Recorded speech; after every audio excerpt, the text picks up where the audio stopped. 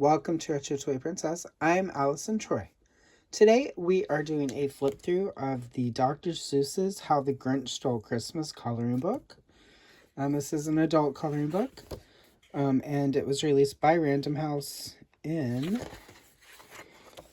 2004. So this is a new book, which is great because I've been looking for a Grinch coloring book for 2 years now and haven't found anything that quite suited my taste, or couldn't even find anything vintage that was affordable. So I was really glad when I saw this came out, because it is designed for adult colorists.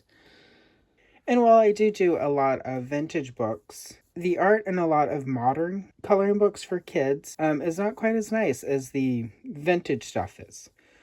So I was really excited to see this, and it just arrived yesterday when I'm filming this, and I haven't actually flipped through it yet. I'll be seeing this as you see it, and then after the flip through, I'll color a page.